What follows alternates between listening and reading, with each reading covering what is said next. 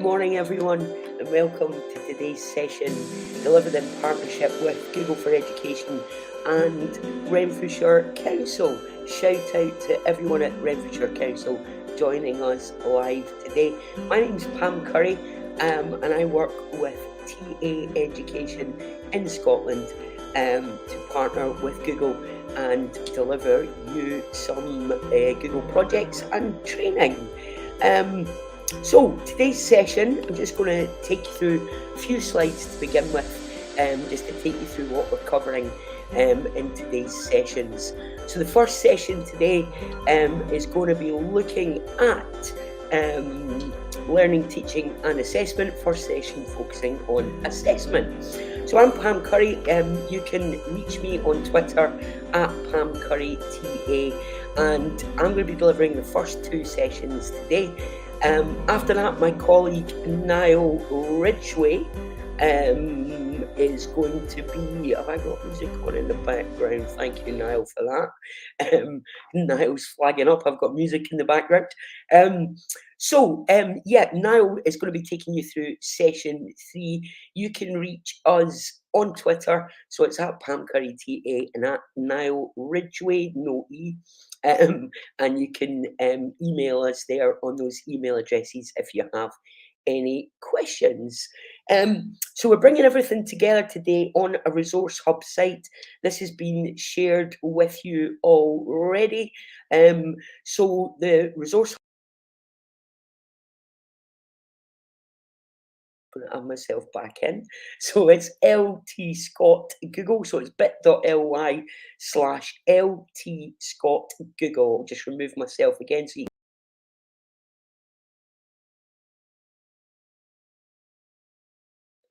There we go. And the QR code will also take you to the Resource Hub website. So we've shared a lot of resources in there with you.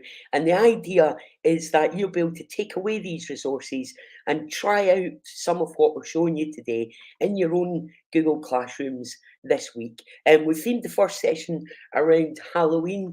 The first session is now until about 10 to 10. Session 2 is going to be looking at the art of what's possible, and we're focusing on Google Sites and Google Arts and Culture in that one. And in session 3, Niall will be taking you through Chromebooks for accessibility and creativity, and that's taking place around 11 o'clock. So, first session today, we're looking at feedback and assessment. It's a key pedagogy for all of us educators. Really helps with learner progress, learner process, and some of the digital tools that we've got at our disposal now for feedback and assessment can be very, very powerful. So we're just going to take you through a few of those in this session. And this is what the session is going to look like. So we're going to look at rubrics in Google Classroom for assessment criteria. Then we're going to move on to automated feedback in Google Forms. We're going to look at using audio and written comments for feedback, and then we're going to go into an extension, a Chrome extension, which some of you may be aware of, called Screencastify, which is just a brilliant way to give your learners video feedback and to engage in a bit of dialogue with them through video. So I'm just going to jump in and share my screen, and we're going to get started by looking at our Google Classroom. So here we are in our Google Classroom, and what I'm looking at just now is our first two sessions really. So we've created a bunch of activities themed around the topic of Halloween. It is the 24th of October today, and you'll know that Halloween is rapidly approaching. So hopefully you'll find some of the resources that we've prepared today useful. Remember, they're all on our website as well. So if I take you to the website, and remember that's bit.ly/LT Scott Google. And in here, we've got the homepage with all the streams. But if you go to the resources tab, you can see that we've got all the resources shared for the different sessions. So you should be able to just download these, copy them. We've even shared the Canva template there for you to edit some of the inspiration. for these sessions.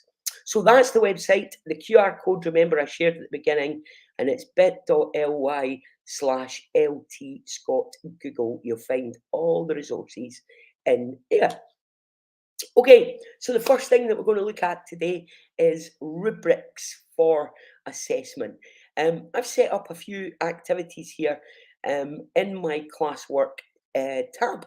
So you can see that I've added a topic for Halloween, and we've got the little emoji there. Just in case you don't know how to do that, by the way, if you go to create and then topic, the best tip I can give you is use these emojis. It's a great way just to make it a bit more visual for your learners. And all you would do there is just insert your chosen emoji before you start adding the title. So, for example, if we were going to go on to do space, then you can see I've now got this new topic, space. I'm going to drag that out of the way. No, I'm not.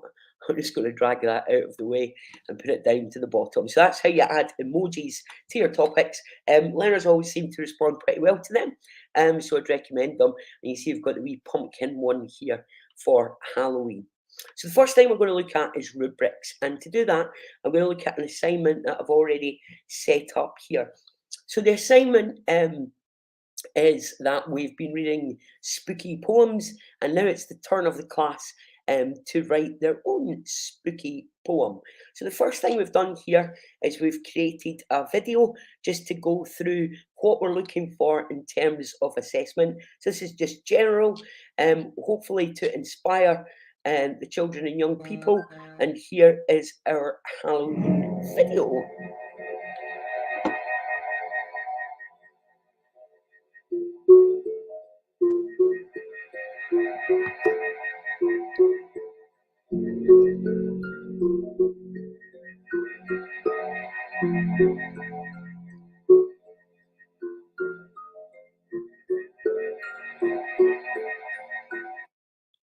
So there we go. That is us just sharing there some of the general assessment criteria. And remember, on the website, the template for that Canva video has been shared with you. So you'll be able to go in and edit that and customize it for your own young people. So here we are. If I now go in and edit this assignment, you'll begin to see how we used rubrics for assessment criteria. So this is how we edit an assignment in Google Classroom. You can see here I've attached the video, and what I've done here is I've attached a document template and set it so that each student will get a copy. So that means that every student is going to get their own version of this document, and up the top here on the left hand side it will be named with their name. It's a really handy thing to do because you can style with a template document, and then Google Classroom will make a copy of that for all your students, so they've all got that nicely designed resource there to start their poems. So I'm going to draw your attention over to the right hand side now, where we see the word rubric. So just over on the right hand side where you set up your assignment and you put in the deadline date, Halloween of course, but over there, if you go on to rubric, you'll see I've already got one made. If you didn't have one made there, you could click on it and create a rubric. You'll also notice that I'm doing a plagiarism check. More on that in a second or two. So if we click into rubric, this will show you what we've got set up here. And what we've done is we've put in three main assessment criterion. So we have word choice, we have rhyme, and we have imagery. And what we're looking for, we've done a kind of good, better, and best. This one's in the wrong order, rather frustratingly. But basically, we've given our students three distinct assessment criteria from which they're going to be graded and marked on their spooky poems. So we're looking at word choice, words associated with Halloween, and we've given them three examples like this is good, this is better, and this is best. Same for rhyme, good, better, and best, and the same for imagery. So if I just jump into a different tab, we'll begin to see that what this looks like from a learner point of view. So this person's already handed in their work, but if you see here, you can see that the feedback was given and the boxes have been highlighted to show the different. Sorry, I've got a phone ringing on me. Just going to try and get rid of my phone. Okay, phone's off. So yeah, you can see that we've got 3 different sets of criteria, and this student has the blue boxes indicating what they did well and where they figured on the rubric there. So if I jump back over to my teacher tab, let's go in and see how we can create a new assignment with a rubric. So that was one that I've already created. Let's go in and just create a new assignment. So I go to create and then we go to assignment. And I'm just going to give this a title. So we will call this poetry task. Okay, we're just going to basically set up the same one again. Use your vocabulary. Can't spell vocabulary for your poem. So just imagine this another poetry task. We'll show you how we set up that one exactly the same. So what we want to do is we want to create a document. So I'm going to create a document here, and we're just going to add another Google Docs template. So what happens is the Google Doc will open up. We're going to call this Halloween poem. And what you could do here is you could just insert a nice heading like I did. So for example, we could go to image and we could just search the web right here. Remember, it opens up on the right hand side. So over on the right hand side now of Docs, I'm able to search the web. So let's just search for pumpkin, see if we get anything coming up there. That'll do me. Just click on that, and then down to the bottom right, I'm going to hit insert. So now I've got a bit of a visual there, and we can just, let's break that text up a bit, and that's quite a nice layout for my pumpkin poem. So let's just call this pumpkin poem, and let's just format that text so that it's a nice title. And now all my students are going to be getting this template for their work. So I'm just going to close that down, and you can see there that that is the template that they're all going to get for their work. So that's us set up basically the student work. We've attached the file. What I need to do now is I need to change the setting, because what I would like is all of my students to get their own copy of this file. So I'm going to click make a copy for each student, and that means that they're going to get a named copy of that file exactly the way that it looks in my template, and they're going to get their own version. So over to the right hand side now, in a Google Classroom assignment, we need to set up some details. Now you can give it a point score, you know what? A lot of our learners respond well to points, to gamification, to the idea of kind of earning points. And I guess with feedback and assessment, that's another strategy that we could bring into our teacher toolkit. We could be using points for all of our assignments, quizzes, and written assignments like this, and we could be tracking them on some kind of class progress tracker. For gamification, you could award badges, certificates, and we found that young people really respond well to that idea of gamification. It's how they're used to behaving, I suppose, in the video games world, practicing things, earning points, earning badges. So gamification is an interesting strategy you can bring in, and Google Classroom has you covered in that regard because you can award points. This session, though, we're talking about rubrics. So you'll notice on the right hand side here, I have a little plus button to add a rubric. So what you can see here, really, really, really useful, is we have a little drop down now that says, do we want to create a rubric? Do we want to reuse a rubric? Or do we want to import from sheets? Now I'm going to click on reuse rubrics because for me, technology is all about saving you time, and a little bit of investment in the beginning can really save you time going forward. So what we're going to do is we're going to choose the rubric that we've already created, and that was the spooky poem, because really our next pumpkin poem is looking at the same assessment criteria. So we're going to just click on that, and you'll see here that I now have my rubric, and I can then just go in and add that. It's the same one, double checking it, it's all good. So that is now my rubric for this assignment. I'm going to give it a due date, of course, of the 31st. And I'm going to assign this to all students. Now, just to point out to you as well, remember we can customize which students we want to send the work to. So for differentiation and personalization, we could set different assignments and different assessment criteria to different groups of pupils in our class. I'm sure you'll think that that is really powerful. So here we go. There's the rubric. We just need to put it in the correct topic.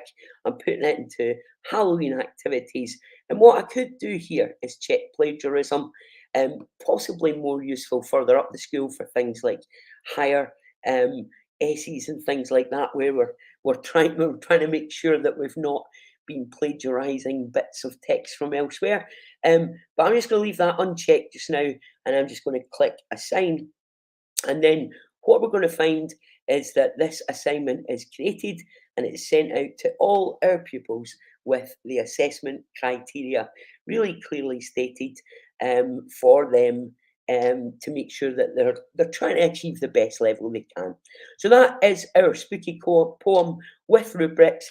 I think it would be great in terms of sharing and collaboration if schools were able to work together to create different rubrics. Wouldn't it be great if we could go through the benchmarks, for example, and pick out assessment criteria and just share those with each other? It'd be a really good activity for a staff development day, I think, just to create different rubrics. And because we can reuse them, we would begin to build up a bank of those. So, and that's rubrics. I hope you find that really useful. Please give them a try. We will add in the rubric as a Google Sheet for the one that we just did just now, so you can copy that. But now what we're going to do is we're going to move on, and we're going to look at some comments and how comments might work in terms of assessment and feedback. So I'm just going to go over to my mark book, and you'll see that some of my pupils have handed this work in. So I'm going to click on my student, Niall Ridgway, and we're going to have a look at his Halloween poem. There it is there, the Halloween poem. So you can see here, what we've got going on here is a feedback conversation of sorts. So what's happened is Niall has handed in his work like the good boy that he is, and I've added a little bit of audio feedback for Niall. So if I just play that. Hey Niall, I really love your poem, love your word choice. I really like the fact that the last word on each of the first four lines rhymes. I'm wondering about your last line though. Did you do that deliberately? Did you choose to make your last line different deliberately, or were you just not finished? So you see there, as an educator, I've gone in and I've left Niall a piece of audio feedback, which can be really powerful, just to get that conversation going with your young people.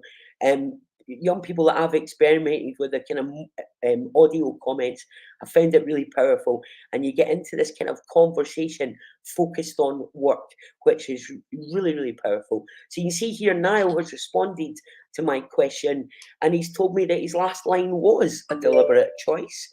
And he's saying if it didn't come off that way, he might need help. May you help me when you get a chance, please.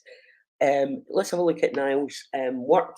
So this is his work here, and you'll see what we mean about the last line. So he's got all of the rhymes going on. A cauldron, well, he spelt that wrong, so I might want to just highlight that little line there for him and just remind them to check his spelling. So I'm just going to add in that little comment there. And what's going to happen is that comment is now associated with this line. You can see it's highlighted. Um, but the general comment over the right hand side under private comments, you can see here that is how I did that. Now, you know that what we heard there was an audio comment. What I did there was a written comment, and this could now just become a written conversation between me as teacher and Niall as my pupil. Um, and what's really great about this is because we can highlight individual words. So, for example, I could highlight a hat. And we're actually having comments about really specific aspects of Niall's work now. So we're not just giving a general kind of comment. What we're doing here, I suppose, is reminiscent of the old marking the jotters and circling things and underlining and drawing attention to specific aspects of the work. So that's what's going on here. And this kind of threaded comment business can be really powerful when it comes to assessing, particularly writing, because you can drill right down into the detail of the word choice and specific words and phrases in the work. So that's what I was doing there. Now over on the right hand side here, we can see the general threaded comments that have been started. So not specific ones on each individual word, but this is general comments on the work. And this is where I left the comment for now. Now we're using an extension to do this. It's an extension called Moat. It's one that is available in Renfrewshire, I believe, and it's certainly one to try out in terms of giving feedback. Moat just means that your feedback can become audio. So if I just click on the little Moat icon there, I'm now recording my feedback for Niall. Niall, that's great. I was hoping it was a deliberate choice not to rhyme at the end. And actually, when you choose to do things like that, it can be really powerful. So I'm just sending that now back to Niall, and I'm just going to hit post down the bottom right hand side, and Niall's going to get my response, and then he'll be able to reply back to me. Now, hopefully, you can begin to see the power of this in terms of having conversations with your young people. What a great way to engage in discussion and dialogue around feedback and assessment. So what we've done here so far, we've got a rubric which shows how we can have a really powerful, good, well-written piece of work. We know what we need to do to be good, we know what we need to do to be better, and we know what we need to do to make our work the best it can be. We've got a really nice styled document. Everyone's got the same copy. And then down on the right hand side, you can see as an educator, I'm able to have these general comments through using the Moat extension, and I'm able to comment on specific aspects of the work just by highlighting specific words. Now, what else I would like to draw your attention to is just over on this right hand side area, we're on the grading tab at the moment, but you'll notice underneath that, so all right down here, I can switch to the comment tab. Again, I'm all about saving time, all about saving workload for you as an educator. And you can see here that we've got some default comments now in our bank. So what I can do is I can just copy these comments to the clipboard, and then what I would be able to do is just go in there and just reply back with that there for Niall. So comment bank could be really handy, especially if you're assessing, 30 different versions of the same piece of work. And all you need to do to add a comment is click on add to bank. So click add to bank.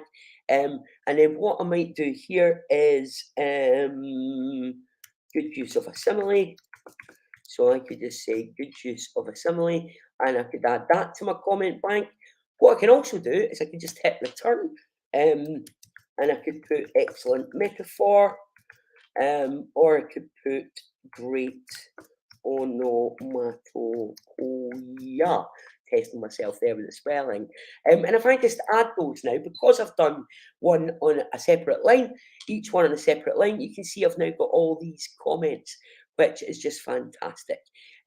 For right click on there, I can just copy it to the clipboard, and then my feedback and assessment process begins to speed up as a result of that.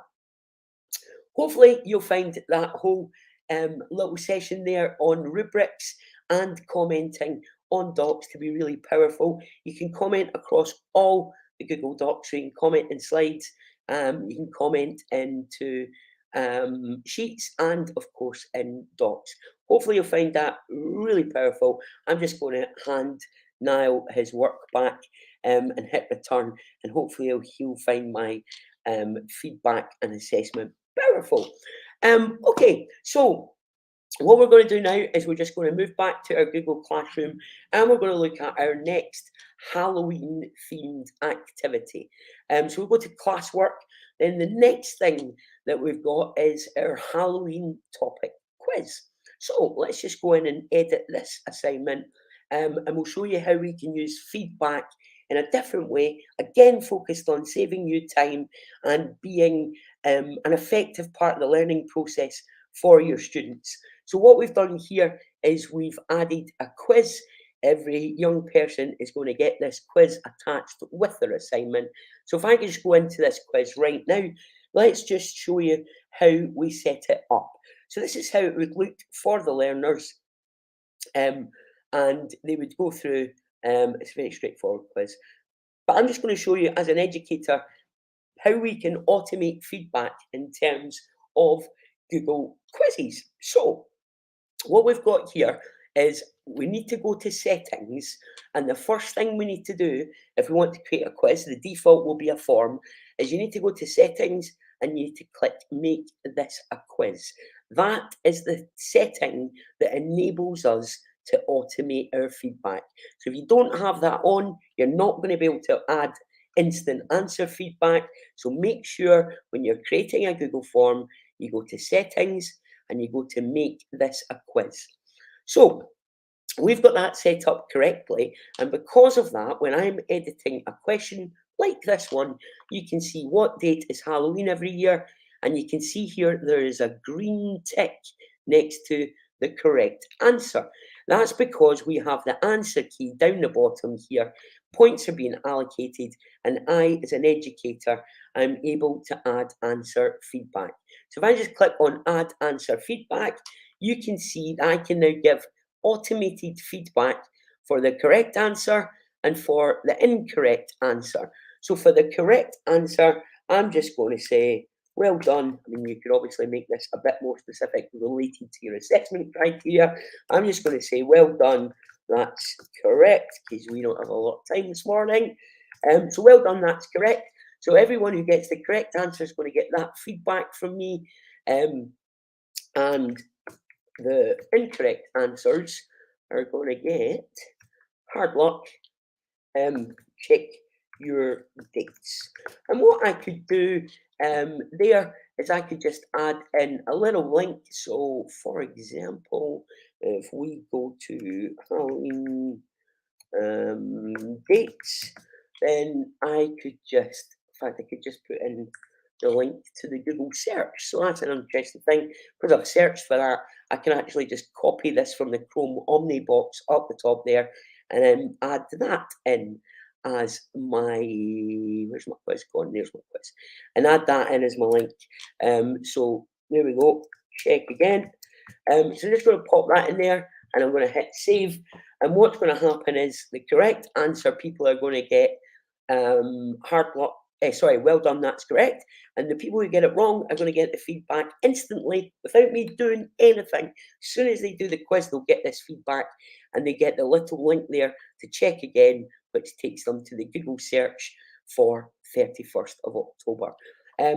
I didn't actually mark the correct answer, so I need to do that. So you need to choose which answer, when you're in the answer key, choose which answer is correct. You'll see it, it'll go highlighted green, and you get a little tick mark there. So let's go on to the next one. Next one there, how many legs does a spider have? That's already in there as the answer key. So is pumpkins.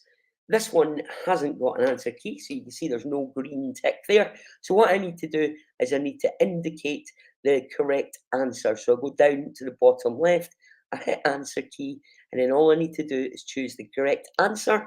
If I want to go in and give answer feedback there, then I can, of course, do that here. So we could just do check again. Now, what's really powerful again here is that I can send a link to a YouTube video. So if I've got YouTube activated on my Google Workspace, if I'm able to access YouTube here, I can search directly for YouTube. So I'm just going to search garlic and vampires. I don't know what we're going to get here. Why vampires? Vampires? Why vampires hate garlic? That'll do. I mean, obviously, you want to check this before you share it with your pupils, but I'm just going to go with that one just now. So the incorrect answer people are going to get check again, and they're going to get the link to the YouTube video just to help them with that. Correct answer people will give them a well done. Now, I don't know about you, but I'm really thinking about the power of this, especially when we move up the school. If we're looking at more complicated sort of secondary school learning, then these quizzes could actually be really powerful in terms of assessing really specific aspects of the curriculum and then sharing further information. So you could share a link to a slides deck, to a document, to a YouTube video, to a web address. Anything that you can get linked to, you can share as part of that feedback loop, which again, really, really powerful. So a couple of key things there that we covered off in this session. In order to make your quiz a quiz, you have to go to settings and you have to go make this a quiz. So what I'm going to do is I'm just going to head back over to my Google Forms homepage and I'm going to show you how to create a form from scratch. Really easy. We just click the plus button there. So maybe this is going to be a pumpkin quiz, because that seems to be where we're going. We seem to be going quite pumpkin focused. Pumpkin quiz. And remember, we need to go to settings and we need to say, make this a quiz.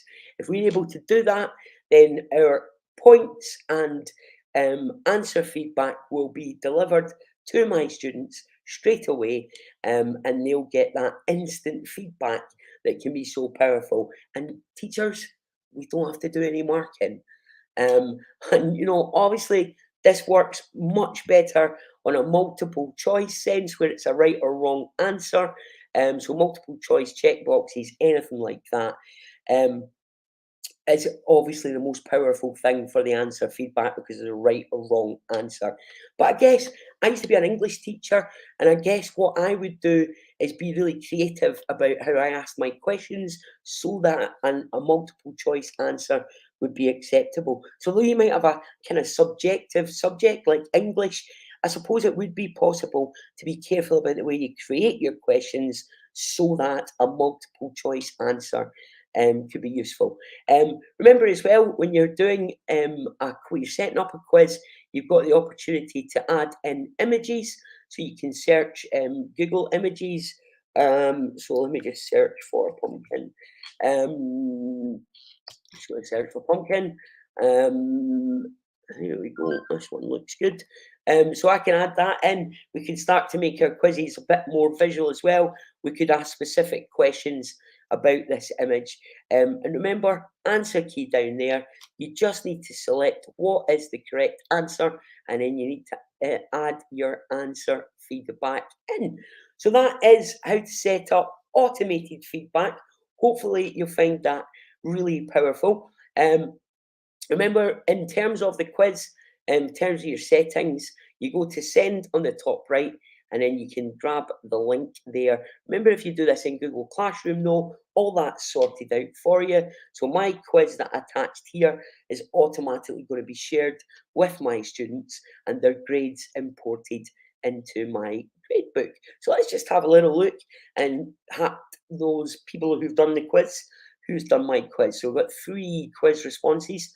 Let's have a look at Carol Harper's. So we'll have a look at Carol Harper's quiz. I'm not able to see her work. She's not attached to her work. We're not able to see that. But let's just look into the quiz. I'm going to go into edit and let's have a look at how quiz responses are delivered to the teacher. So if we go to responses, then I've got this responses tab where I'm able to get a summary of how everyone has done on my quiz. Now, again, in terms of assessment, this could be really powerful for you as an educator because you can use it as a teaching opportunity. Obviously, if everyone is struggling with one question and your feedback data, your response data tells you that, for example, everyone's got the date wrong, then that tells me as an educator that I perhaps need to go over that another time. Now, obviously, this is just a bit of a fun quiz to do with Halloween, but you could use that for anything, for maths, for literacy, for any aspect of the curriculum, and you could begin to see patterns of in your assessment data that would then inform you as an educator about what you needed to go over. To drill down into that data even further, then you'll notice here there is a link to a Google Sheets icon. If I click on that, then what's going to happen is it's going to create a spreadsheet for me of my quiz data. It's going to open it all up for me automatically, and I can see here all the data of who answered what on my quiz. So I'd be able to drill into that. I could begin to do things like sort and filter. We could create charts from within here, and it begins to get really powerful. We could start to put in formula if we had a lot of data in our responses. So patterns emerge in terms of feedback and assessment, and you get this kind of little summary. You can also go through the individual responses and see what each person did. So I can choose the different person there and just go through their quiz responses. Dear Courtney's needing some extra help there with their quiz responses. Or she didn't actually. I think we didn't have the assessment feedback in there for Courtney. And then you can go through question by question and just see how all your learners dealt with each question one at a time. So really powerful opportunity there with Google Forms to set them up as a quiz, and then just use that automated feedback to do your marking for you. Okay, so what we're going to do now is we're going to look at just general kind of comments and threaded feedback in a document. So if I just go now to docs.new, you'll know that if you go to docs.new, it creates you a new Google document. If you go to slides.new, a little trick for you while we're here, it'll create you a new Google Slides deck. So I'm back to docs.new, and this will create me a new Google document. And what I can do here is I'll just give it a title. We'll call this Pumpkin Notes. And then what we can do here is show you a few little tricks for mentioning comments in docs. So I'm just going to go and get some Halloween dates for couples. That's not what we're after. So Halloween time and date. Here we go. Let's just, for the sake of getting some text in here, let's just copy some of this. I just really want to show you how we can highlight and comment and mention people. So we've got some of this text in here now, and what I'd like to do is I'd like to just flag up some of this. So this little section here, I'm drawing attention to this, and I want to flag this passage up to one of my students or one of my colleagues. So this could be a document that we're using for a working party, could be a document that we're sharing with our students. And again, the comment and feedback potential is huge. So if I want to mention someone specifically, I could just need to type the @ symbol, and I'm going to just mention my colleague Niall, and I'm going to assign this to Niall. Now, what that means is that Niall's going to receive an email notification with the comment telling him that I have commented. So I've got his name there. I've not written anything in my comment yet, but I'm going to say, can you explore this further, please? I'm going to assign that to Niall, and then what's going to happen? Oh, I'm getting a little reminder because I've not shared the document with Niall yet. We're going to share it. I'm going to let Niall edit the document, and we're just going to hit comment there. So Niall is now going to get that comment. So you can begin to see how with a student, even as part of the process, before they hand the work in, if the student has shared their file with you, maybe they're working on an essay, maybe they're working on a project, a kind of bigger piece of work, and they're looking for that ongoing feedback, then the comments within Google Docs and Google Slides and Google Sheets, really powerful way of just giving that ongoing feedback to your learners. So how you do that is just highlight the section. You'll notice then that this little comment menu opens up. I could just click on the emoji and just give an emoji reaction. I could just give that smiley face, which shows that I like it. Or I could add my written comment there.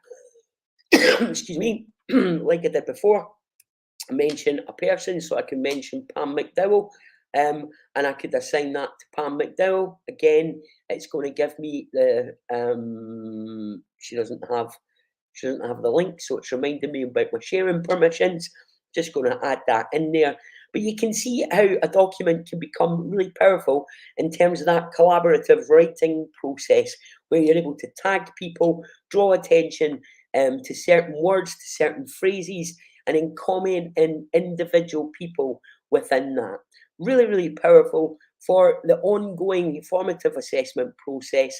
And then, of course, we've already shown you what can happen in Google Classroom for the summative assessment of those final pieces. But formative assessment, when you're going through and just looking at work, I would have found this really powerful as an English teacher.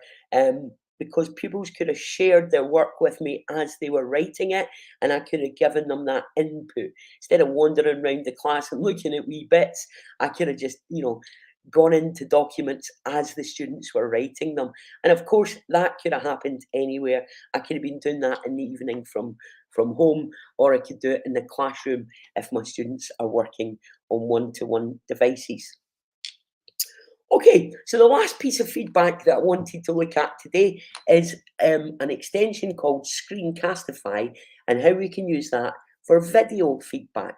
So I think video feedback really, really powerful. You might be thinking it sounds quite difficult to give a video as a piece of feedback, but Screencastify has made the process so quick and so easy that it's just not difficult at all, and it actually could be, almost as quick as just leaving a written or audio comment. Depends how much detail you go into, obviously. So one of the tasks that we give our students in the Halloween activities section is a visual task where we're asking them to create a poster. So you can see here they're using one of the Canva poster templates, and they're customizing it to add details for a Halloween party. They've to include the day and date of the party, and they've to include the start and end time for parents. And they've also to show what sort of fun activities will be at the party. Now, what we've got here is we've got a bit of a rubric. Now, I've not finished this rubric yet, so if I go in there to edit, I'll be able to go in and add some more criteria. So we've added fonts and text, but maybe another assessment criteria would be image choice. And again, how well did you choose your images? So we're just giving a wee bit more, just back to rubrics, wee bit more there, and we could put in the level, so that could be like excellent, and we could put a description under there, and then maybe this one would be like very good, description under there, and then another one for good. And you can see how we could build up the rubric, sorry, with the different assessment criteria for different aspects of the assignment. I'm just going to save that, and then we're going to jump over and just explain what this assignment was. So what we did was we added 2 links there, one of them to Canva, and then we showed a screenshot of the different templates. So the task here is to use one of these templates to create and edit a Halloween poster and add in those specific details for our school. So screenshot there from Canva, the design tool. If you've not discovered Canva, I really recommend it. Works beautifully with Chromebooks in the cloud. It's canva.com. Integrates really nicely. You can sign in with your Google account as well. And if I click on this, then what this is going to do is take me straight to Canva, take me straight to these templates, and I can just pick one of those and start editing it now. So really, really easy to get people started designing really cool stuff. I've had classes produce, graphic design content in tools like Canva that you would be quite happy to put on a wall, in your main street of your town, like really professional kind of stuff. However, so what we're going to do here is we're just going to view this assignment and we're going to see who's handed the work in. So we've got a couple of people here. Carol Harper has handed her work in. And what I think would be really powerful here is to actually look at the poster as I'm giving the feedback. So because this is a PDF, I can't really select different bits. I mean, I could still go to my comment bank, of course, and I could still, pull from my comment bank, and I can still go to the rubric and I can still, mark the rubric there by selecting, how good it is across the various bits. So I can do that. But because it's a poster, I think the most powerful thing to do is for me to talk over the top of the poster so the student can see what I'm talking about. So I'm just going to show you how to do that just now. On my extensions now, I've already pre-installed this. Screencastify is installed. It's showing up on my Chrome extensions bar on the top right-hand side, just to the right of the Omni box. And it's this little, I don't know what you'd call that, a pink arrow. It's a little pink arrow. Now, when Screencastify opens up, you'll see that I've got this little drop-down tab now. And I can choose a bunch of settings here. So I definitely want my microphone. Do I want my webcam? That would mean that you'll see a kind of view like you're seeing of me just now, where there's the mini you down one side of the screen, but you've got the actual screen in the middle. So you choose that there, and then you just hit record. Now you then have to, like on a Google Meet, you choose what it is you want to share, and then you just hit share. Now once you do that, this is now recording me. So, Carol, your poster is lovely. I love the colour choice that you've got going on here. The contrast, the orange, it's a really spooky colour. Reminds me of pumpkins. I really like your font choice here because it's a very Halloweeny font. And you've done what you're supposed to do. You've got nice fonts and you've chosen your image as well. You've got the date, you've got the time, and you've got the entry fee. Now, one of the things, Carol, that you were asked to do is say what kind of activities we're on. So that's maybe something that you could do to improve upon your work. But this is really good. It looks very professional. I'd be happy to share your poster with anyone. So let's just see what happens now. I'm going to stop my recording. And what's going to happen is it takes me to my Screencastify video page. You'll notice here on the right-hand side, this little bar is telling me that that is saving to Google Drive. And let's just see what we might want to do next. So now that we've got that, I'm going to give it a title, actually. So we're going to call it Carol's Poster Feedback. And then what we've got here is we've got the ability to just copy the share link, or we could share that straight into Google Classroom. If I do that, opens up Google Classroom. It lets me choose the class, and then it lets me choose what I want to do with it. Do I want to make an announcement in the stream? Do I want to ask a question? Do I want to use this as material? Do I want to create an assignment? Now, in this case, I don't want to do any of those because I want to give this to Carol as her feedback.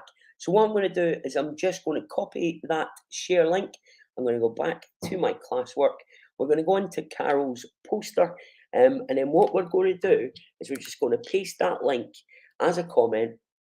And Carol's going to be able to get that link there and watch the little video of my feedback. That's about it from today's session.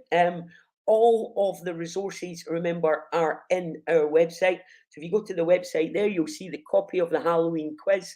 A visual poem, there's a visual poem in there as well. It's a slides deck where one of our students took their poem and made it visual. If I wanted to comment on an aspect of that, I could just select it, go to the comment. You can see I've already added a little voice note to this student, but what I can do there is just tag her and just say, well done, this is great. So a wee bit more feedback we're on there. It's all been about feedback today. The resources are all there for you. So please try these out in your own Google Classrooms. There's a ready-made activity set here for you in terms of the visual poem. We'll add in a Google Sheet with the rubric and assessment criteria as well.